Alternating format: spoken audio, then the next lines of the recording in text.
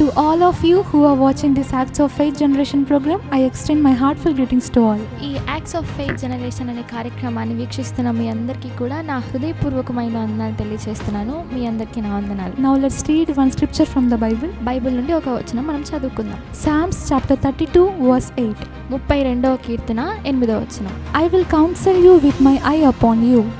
నీ మీద దృష్టి ఉంచి నీకు ఆలోచన చెప్పెదను. In this verse, God says, I will counsel you with my eye upon you. ఈ వచనంలో దేవుడు మనకి ఏం చెప్తున్నాడంటే, నేను మీ మీద దృష్టి ఉంచి మీకు ఆలోచన చెప్పెదను అని. That means God tells us counsels. దానికి అర్థం ఏంటి అంటే, ఆయన మనకి ఆలోచన తెలియజేస్తాడు అని. There are some times in our lives when we don't know what to do and what decisions to make.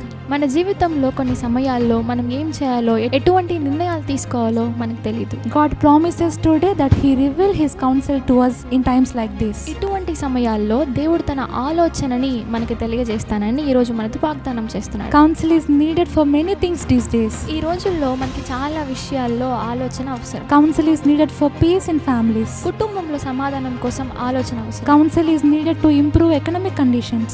ఆర్థిక సంబంధమైన విషయాల్లో మెరుగుపరచబడడానికి ఆలోచన అవసరం. Counsel is needed for bright future for children. పిల్లల భవిష్యత్తు బాగుపడాలంటే ఆలోచన అవసరం. Counsel is needed for to marry a right person. ఒక సరియైన వ్యక్తిని వివాహం చేసుకోవడానికి మనకు ఆలోచన అవసరం. Counsel is needed for business, jobs and crafts to be blessed. చేతి పనులు, ఉద్యోగం, వ్యాపారం దీవించబడాలంటే మనకు ఆలోచన అవసరం. God promises today to give that counsel to you. దేవుడు ఈరోజు మనకి వాగ్దానం చేస్తున్నాడు, నేను మీకు ఆలోచన చెప్తాను అని. Now let's talk about how does God reveal His counsel to us. ఇప్పుడు మనం దేవుడు తన ఆలోచనని మనకి ఎలా తెలియజేస్తాడో తెలుసుకుందాం. God reveal His counsels through the message of His servants. ఆయన తన సేవకుల సందేశం ద్వారా ఆయన ఆలోచనని మనకి తెలియజేస్తాడు. Through parents, తల్లిదండ్రుల ద్వారా తెలియజేస్తాడు. through pastors, దైవజనుల ద్వారా తెలియజేస్తాడు. through the spiritual elders in church.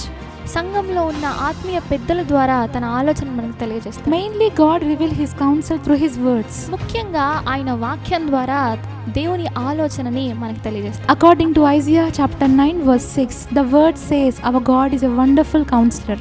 యెషయా 9వ అధ్యాయం 6వ వచనం ప్రకారం దేవుడు ఆలోచనకర్త అని వాక్యం చెప్తుంది. Who are watching this video, if you are worried about what decisions to make in your life, God is saying that He will reveal His counsel to you. ఎటువంటి నిర్ణయాలు తీసుకోవాలో తెలియక బాధపడుతున్నట్లయితే దేవుడు తన ఆలోచనని మీకు తెలియజేస్తానని ఈరోజు మీతో వాగ్దానం చేస్తున్నాడు. Now let's look at the blessed man in the Bible by taking God's counsel. ఇప్పుడు దేవుని ఆలోచన తీసుకొని ఆశీర్వదింపబడిన వ్యక్తిని బైబిల్ గ్రంథం నుండి మనం చూద్దాం. Genesis chapter 26 verses 2 and 3.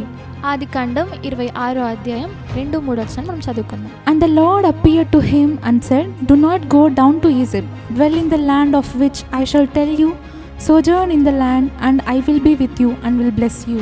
అక్కడ యెహోవా అతనికి ప్రత్యక్షమై, నీవు ఐగుప్తులోనికి వెళ్ళక నేను నీతో చెప్పు దేశమందు నివసించుము, ఈ దేశమందు పరవాసివై ఉండుము, నేను నీకు తోడయుండి నిన్ను ఆశీర్వదించెదను. What is the context of this verses? ఈ వచనం యొక్క సందర్భం ఏంటంటే, Isaac decides to go to Egypt because of the famine in his area. ఇస్సాకు తన ప్రాంతంలో కరువు వలన ఐగుప్తుకు వెళ్ళాలని నిశ్చయించుకుంటాడు. At that time God gave Isaac a counsel. అటువంటి సమయంలో దేవుడు ఇస్సాకుకి ఒక ఆలోచన చెప్తాడు. That is what we read in this text. అదే మనం ఇప్పుడు వచనంలో చదివాం. God told Isaac, don't go down to Egypt, stay here, I'll be with you and bless you. దేవుడు ఇస్సాకుతో, నువ్వు ఐగుప్తుకు వెళ్ళవద్దు, నువ్వు ఇక్కడే ఉండు, నేను నీకు తోడుగా ఉండి నిన్ను ఆశీర్వదిస్తాను అని చెప్తాడు. Isaac stopped in obedience to God's word. ఇస్సాకు దేవునికి లోబడి అక్కడే ఆగిపోతాడు. God was with Isaac just he had promised and made him fruitful and 100-fold. దేవుడు ఇస్సాకుకు వాగ్దానం చేసినట్లుగానే దేవుడు ఇస్సాకుకు తోడై ఉండి ఆయన నూరంతలుగా ఫలింపచేస్తాడు. Here Egypt is a symbol of ungodliness, darkness and sin. ఇక్కడ ఐగుప్తు అంటే భక్తిహీనత, చీకటి, పాపానికి సాదృశ్యం. But Canaan is a symbol of devotion and light. అని కానాను అంటే భక్తి సంబంధమైన జీవితానికి, వెలుగుకి సాదృశ్యం. But some people leave the God and light going to darkness. కానీ కొంతమంది దేవునిని, వెలుగు సంబంధమైన జీవితాన్ని వదిలి చీకటిలోకి వెళ్ళిపోతారు. If we think about this in earthly terms, some people move to other places to support their families. ఇది మనం భూలోక సంబంధంగా ఆలోచించినట్లయితే కొంతమంది తన కుటుంబాన్ని పోషించుకోవడానికి వేరే ప్రాంతానికి వెళ్తూ ఉంటారు. It is not wrong to go, but after going there, one should not abandon God and stay close to the house of God. వేరే ప్రాంతానికి వెళ్ళడం తప్పు కాదు, కానీ అక్కడికి వెళ్ళిన తర్వాత దేవుని మందిరానికి మనం దగ్గరగా ఉండాలి. If you stay close to the God and light, God will bless you 100-fold just as He blessed Isaac. మీరు దేవుని మందిరానికి దగ్గరగా ఉన్నట్లయితే ఇస్సాకుని దీవించినట్లుగానే మిమ్మల్ని దేవుడు ఆశీర్వదిస్తాడు. If we also live according to the God's counsel, He will bless us 100-fold. ఆయన ఆలోచన ప్రకారంగా మనం నడుచుకున్నట్లయితే ఆయన మనల్ని నూరంతలుగా ఆశీర్వదిస్తాడు. May this message is blessing to you and your families. ఈ వాక్యం మీకు మీ కుటుంబానికి దీవెనకరంగా ఆశీర్వాదకరంగా మార్చునుగాక. Amen. Amen. Thank you. Praise the Lord.